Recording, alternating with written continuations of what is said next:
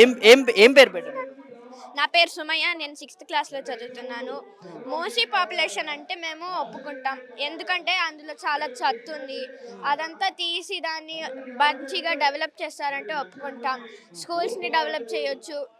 రోడ్డుల మీద ఉన్న వాళ్ళని పైకి తెచ్చి ఇళ్ళు కట్టి వాళ్ళని పెట్టొచ్చు. కానీ ఇళ్ళలో ఉన్న వాళ్ళని రోడ్డుల మీద తెచ్చడం చాలా తప్పు. మేము వేరే స్టేట్ నుంచి వచ్చి ఇక్కడ చదువు కోసం, వర్క్ కోసం ఇక్కడ ఉంటున్నాం. ఇక్కడున్న వాళ్ళని మళ్ళీ అక్కడికి మాది అక్కడ చిన్న ఊరు. ఇది గాంధీ గారేమి కళ్ళలోకి వచ్చి చెప్పలేదు కదా! 4000 ఫ్యామిలీస్‌ని 4000 ఫ్యామిలీస్‌ని రోడ్డుల మీద రాకేసి 500 హౌసెస్‌ని కూలగొట్టేసిన స్టాట్యూ కట్టండి. టూరిస్టులొస్తారు. నాకు చాలా హ్యాపీగా ఉండిద్దని చెప్పలేదు కదా! మాదెందుకు? ఇక్కడే ఎందుకు టార్గెట్ అసల? చెప్పండి. అక్కడ చాలా ప్లేసెస్ ఉన్నాయి. గాంధీ మ్యూజియం ఉంది. అక్కడ కొట్టొచ్చు కదా! అసలు మేము రేవంత్ రెడ్డిని ఓట్ చేసి దాన్ని గెలిపించడం ఎందుకు? ఆయన మంచిగా చూస్తాడని.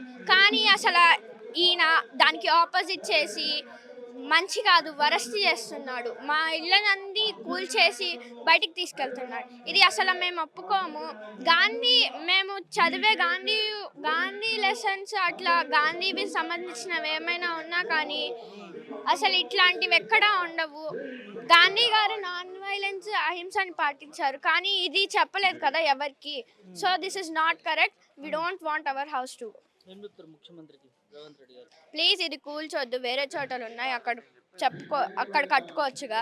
గాంధీ గారు పుట్టింది గుజరాత్లో, అక్కడ కట్టుకోవచ్చుగా. ఇక్కడ ఎందుకు మరి? అంటే తెలంగాణ ప్రౌడ్‌గా ఉంటుంది. ఇక్కడ గాంధీ గారు విగ్రహం కడితే అంటున్నారు. దానివల్ల కాదండి, ఆయనకు డబ్బులు వస్తాయి. ఇక్కడ కడితే టూరిస్టులు వచ్చేవాళ్ళు టికెట్ తీసుకొని దానికి డబ్బులు వస్తాయి చూడడానికి అని కడుతున్నారు. డబ్బుల కోసమేనా? అంతే. అదే అనిపిస్తుంది మీకైతే? నాకైతే అదే అనిపిస్తుంది. డెవలప్మెంట్ కోసం కాదు. డెవలప్మెంట్ కోసం అయితే దీన్ని ఇంకా కలర్లు వేసి పెయింట్లు వేసి ఇంకా మంచిగా చేయొచ్చు. కానీ గాంధీ స్టాచ్యూ కట్టి ఇది కూల్ చేయడం మాత్రం డెవలప్మెంట్ అసలు కాదు. ఏం చేస్తుంటారు మీ అమ్మ నాన్న? My mother is software and my father is also software. నేను మా పేరెంట్స్ని పైసా కూడగట్టి ఒక ఇల్లు కొనడం అయితే చాలా కష్టంగా చూశాను. కానీ ఇప్పుడు ఇంత డబ్బు దీనికన్నా 1 crore 1 crore 1.10 crore ఇచ్చినా కానీ ఇంత స్పేషియస్ హౌస్ ఎక్కడ దొరకదు. ఇక్కడ చాలా యాక్టివిటీస్ ఉన్నాయి. మేము హిందూస్ ముస్లిమ్స్ అందరం కలిసి చేసుకుంటాం. గణేష్ చతుర్థి వస్తే అందరం కలిసి చేసుకుంటాం. కానీ వేరే చోట అసలు అట్లా కావు. అంతే. మా అత్త వాళ్ళ ఇల్లు ఉంది, సేమ్ 2 BHKనే. అసలు చాలా చిన్నగా ఉంది. బాల్కనీ ఏముండదు. మాకైతే 2 బాల్కనీస్ ఉన్నాయి. ఎట్లా చెప్పండి అసలు? 2 బాల్కనీస్, ఇంత స్పేషియస్ హౌస్ వదిలేసి వెళ్ళాలంటే ఎట్లా అండి? మాకు ఎగ్జామ్స్ వస్తున్నాయి అండి. మేము దానికోసం చదువుకోవాలా? మేము దానికోసం బాధపడాలా? ఇది పోతుందని బాధపడాలా? లేదంటే మీ డాడీది వేసిన డబ్బులు వేస్ట్ అవుతున్నాయని బాధపడాలా చెప్పండి? ఫ్యూచర్ ఉండదు కదా తల్లికి పోతే మాత్రం? ఇప్పుడు ముసలాళ్ళు ఉన్నారు, సీనియర్ సిటిజన్స్ ఉన్నారు. ఇక్కడ నుంచి షిఫ్ట్ అవ్వాలంటే వాళ్ళకి కూడా చాలా కష్టమైద్ది. ఫ్యూచర్ జనరేషన్స్ ఉన్నారు. వాళ్ళ కోసం అయినా ఇంత స్పేషియస్ హౌస్, వాళ్ళ కోసం అయినా ఏదో ఒకటి చేయాలి కదా. కానీ ఇది కూల్చడం మాత్రం చాలా తప్పండి. అది డెవలప్మెంట్ చేస్తానన్నా ఓకే అండి. ఇది మాత్రం కూల్చొద్దు. ఏంటి మీ ఇల్లు కూలుస్తా ఉంటున్నారు ఇక్కడ? అపార్ట్మెంట్ ఎట్లా చూస్తారు? నాకైతే ఫస్ట్ విన్న తర్వాత చాలా షాక్ అయింది. ఎందుకంటే 2023లో మా ఎలక్షన్స్ అయినప్పుడు మా పేరెంట్స్ కూడా కాంగ్రెస్కి ఓట్ చేశారు. ఎందుకంటే కాంగ్రెస్ చాలా మంచిది అలా అనుకొని. ప్లస్ ఫస్ట్ ఏంటంటే తను ఫ్రీ సీట్ చేశారు కదా, ఏమంటారు ఆర్టీసీ బస్సెస్కి. దానికి కొంచెం మిడిల్ క్లాస్ ఫ్యామిలీస్కి, ఇంకా ఎవరైతే రోజు లైక్ ట్రావెలింగ్ చేస్తారో బస్సులలో, వాళ్ళకి చాలా మంచిగా అనిపించింది. తర్వాత ఏమన్నారు, 2024లో స్టార్ట్ అయిపోయింది అనమాట. మూసీ రివర్ బ్యూటిఫికేషన్, హైడ్రా అని రివర్ బెడ్ పైన ఉన్న ఇళ్ళని కూల్ చేశారు. దానికి ఓకే, ఎందుకంటే అది రివర్ బెడ్ అంటే మూసీ రివర్ డ్రై అయినప్పుడు వాళ్ళు కట్టుకున్నారు అక్కడ కబ్జా చేసుకొని. అది తీసేస్తే ఓకే, కానీ ఇక్కడ మేము 50 meters దూరంకించి కట్టుకున్నాం అపార్ట్మెంట్. ప్లస్ అన్నీ లీగల్గానే మేము ఇవన్నీ కట్టుకున్నాము. సో మాది తీసేది అర్హత అస్సలకే లేదు. అట్లా ఫస్ట్ మూసీ రివర్ చేయాలని ఉంటే ఫస్ట్ అక్కడ ఉన్న క్లీన్ చేయాలి. అక్కడ మొత్తం ప్లాస్టిక్ ఉంటుంది. ప్లాస్టిక్ అసలు డీకంపోజే కాదు కాబట్టి ఫస్ట్ మొత్తం క్లీన్ చేయాలి. ప్లస్ ఇక్కడ ఇలాంటి ప్లేసెస్కి సెట్ కాదు Gandhi statue. Hitech city, Gachibowli అటు సైడ్ అక్కడ చాలా మంచిగా ఉంటుంది కాబట్టి అక్కడ సెట్ అవుతుంది, ఇక్కడైతే కాదు. మూసీ రివర్ దగ్గర కూడా ఉంది కదండి, అందుకని మూసీ రివర్ పైన గాంధీ స్టాచ్యూ కట్టాలని అంట. 2024లో ఏమైంది, మేము అమ్యూజ్మెంట్ పార్క్ కడతాం మూసీ రివర్లో అని చెప్పి బఫర్ జోన్, డేంజర్ జోన్ ఇవన్నీ పెట్టారు మాకు. ఇంకా మళ్ళీ ఇలానే ప్రెస్ మీట్ అవన్నీ అంటే ఇక్కడ రాలేదు, మేము వేరే దగ్గరికి వెళ్ళి చెప్పినప్పుడు మొత్తం 2025లో ఏం టచ్ చేయలేదు. మళ్ళీ 2026లో మళ్ళీ న్యూ ఇయర్ వచ్చిందో లేదో మళ్ళీ స్టార్ట్ చేసేసారు అందుకని. ఈసారి మొత్తం అపార్ట్మెంట్ కావాలంట, అప్పుడేమో ఓన్లీ హాఫ్, ఇప్పుడేమో మొత్తం అంట. అలా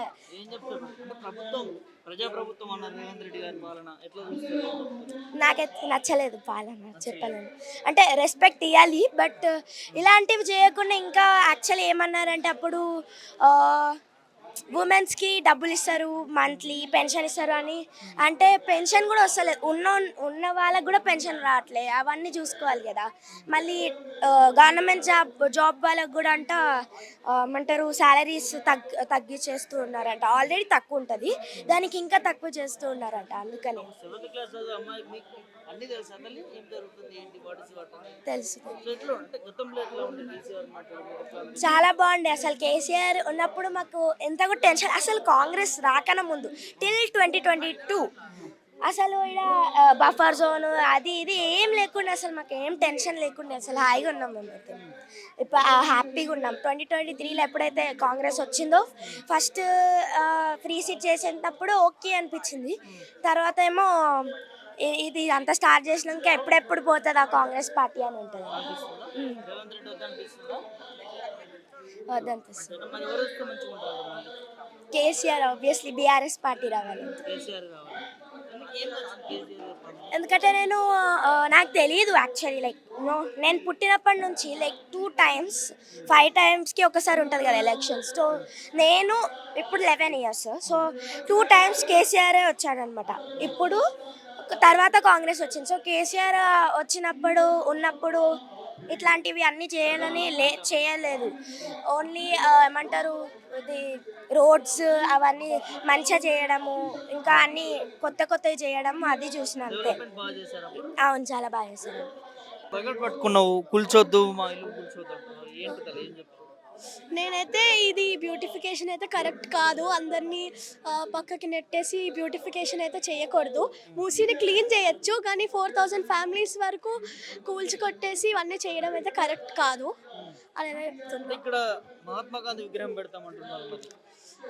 గాంధీ అంటే రెస్పెక్ట్ ఉంది, కానీ మమ్మల్ని అందరినీ పక్కకి నెట్టేసి గాంధీ గారి విగ్రహం పెట్టడం అయితే కరెక్ట్ కాదని అయితే చెప్తున్నాను. ఇక్కడ పెట్టడం కరెక్ట్ కాదు. మీ ఫ్యామిలీస్ మీరు అందరూ ఉంటారు కాబట్టి. ఎన్ని సంవత్సరాల నుంచి ఉంటున్నారు ఇక్కడ? నేను పుట్టిన కాడి నుంచి ఇక్కడే. 2012లో మా పేరెంట్స్ వచ్చి ఇక్కడ కొన్నారు ఇల్లు.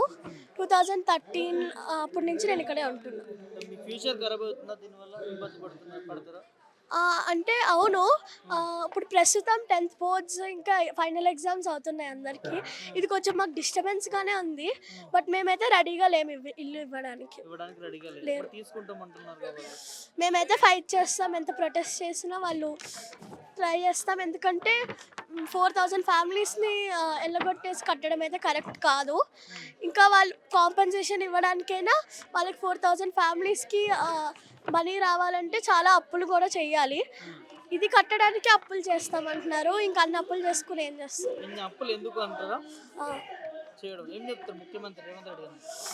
ఇదైతే కట్టడం అయితే కరెక్ట్ కాదు. మాకు మంచిది చేయాలి, కానీ ప్రజల్ని ఇలా చేయడం అయితే కరెక్ట్ కాదు. సీఎం అంతే అలాగే చేయాలి. నేనైతే ఇది కరెక్ట్ కాదని, మూసీని క్లీన్ చేయొచ్చు. చూసారా, ఇంత చిన్న పిల్లలు ప్రభుత్వానికి, ముఖ్యమంత్రికి ఏ విధంగా అప్పీల్ చేసుకుంటున్నారు. మేము ఇక్కడే పుట్టాము, ఇక్కడే పెరిగాము, ఇక్కడే ఉంటాము, మా అపార్ట్మెంట్లు మా ఇల్లులు ఇవ్వము, మమ్మల్ని వదిలేయండి అంటూ వాళ్ళు ప్రాధేయపడుతున్నటువంటి పరిస్థితి కనిపిస్తూ ఉంది. ఇంత చిన్న పిల్లలు ఎంత బాగా చెప్తున్నారు వాళ్ళ మనోవేదన, వాళ్ళ బాధలు. మా ఇల్లు కోల్పోతామేమో, మా ఇక్కడ ఉన్నటువంటి మెమరీస్ పోతాయేమో అంటూ కూడా వాళ్ళు పడుతున్నటువంటి ఆ చిన్న ఏవైతే ఆవేదన ఉందో అది ఖచ్చితంగా ప్రభుత్వాలు స్పందించాలి, ముఖ్యమంత్రి రేవంత్ రెడ్డి స్పందించాలి. మరికొంతమంది పిల్లలతో కూడా మనం మాట్లాడించే ప్రయత్నం చేద్దాము. ఒక్కసారి ఇవాళ ఈ నిర్ణయం తీసుకున్నటువంటి రేవంత్ రెడ్డికి వాళ్ళు చెప్తున్నటువంటి సమాధానం అంటే షాక్ అవ్వాల్సింది ఎవరైనా కూడా. చెప్తాలే, నీ పేరు ఏం పేరు? నా పేరు రాహెల్. నేను 5th క్లాస్లో చదువుతున్నా. అంటే ఈ అపార్ట్మెంట్కి మేము 5 years ముందు వచ్చాము. అంటే సడన్గా నోటీస్ వచ్చింది. అంటే మేము ఎక్కడికి వెళ్ళిపోవాలి అసలు వచ్చినప్పుడు మేము చాలా షాక్ అయిపోయినాం అసలు. అంటే 5 years మెమోరీస్ కదా, చాలామంది ఫ్రెండ్స్ పరిచయం అయి ఉంటారు. అంటే మేము అందరం ఒక ఫ్యామిలీ లాగా ఉంటాం. ఇక్కడంతా మాకు సఫిషియెంట్గా ఉంది, స్విమ్మింగ్ పూల్స్ ఉన్నాయి, మార్కెట్ ఉంది, ఇవన్నీ చాలా బాగుంది. అంటే ఒక్కటేసారి వాళ్ళు కూడా చూసిర్రు ఇది బాగుందని వాళ్ళు ఇది కూల్చడానికి గాంధీ స్టాచ్యూ కట్టడానికి ఇది చేసుకున్నారు వాళ్ళు సెలెక్ట్. కానీ ఇదే ప్లేస్ ఎందుకు వాళ్ళకి? అంటే హైదరాబాద్ అనేది సఫిషియెంట్గా ఉంటుంది.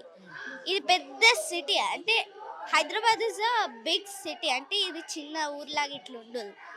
ఈ హైదరాబాద్లో ఏ ప్లేస్లన్నా చేసుకోవచ్చు, ఇదే ఎందుకు? మీరేమైనా డెవలప్ చేయాలంటే మూసీని చేయండి. రెయినీ సీజన్లో అక్కడ నుండి మస్కిటోస్ వస్తున్నాయి, స్మెల్ వస్తుంది, ఇదంతా చేసుకోండి. కానీ మీకు మా అపార్ట్మెంటే ఎందుకు నాకు అర్థమవుతలేదు. ఒకవేళ గాంధీజీ బతికుంటే ఇది చేసేవాళ్ళు కాదు. సో ఇది చేసేవాళ్ళు కాదు అసలు. ఒక 450 ఇళ్ళని కూల్ చేసి ఇట్లా నా స్టాచ్యూ కట్టండి అని అసలు ఆయన చెప్పే వాళ్ళే కాదు. ముఖ్యమంత్రి చేస్తాడా రేవంత్ రెడ్డి గారు?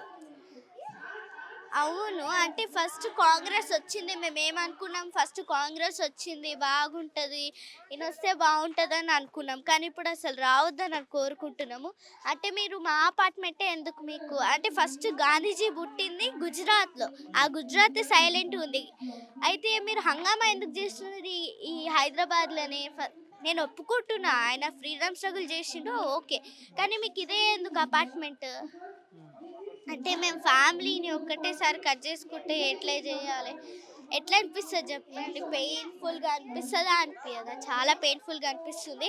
ఇంకొకటి ఏంటంటే మీరు ఏమైనా డెవలప్ చేయాలంటే చేసుకోండి, ఎక్కడైనా చేసుకోండి, మాకు అసలు డిస్టర్బెన్స్ లేకుండా చేసుకోండి. అంటే మాకు ఫైనల్ ఎగ్జామ్స్ వస్తున్నాయి, 10th క్లాస్ బోర్డ్ ఎగ్జామ్స్ వస్తున్నాయి, ఎక్కడికి వెళ్ళిపోవాలి మేమైతే మాకు అస్సలు అర్థమవుతలేదు. అదే నేను చెప్పాలనుకుంటున్నాను. ఇంకొకటి, మీరు అస్సలు ఏం చేసుకోవాలంటే చేసుకోండి, మాకు డిస్టర్బ్ లేకుండా వేసుకోండి అని చెప్తున్నాను.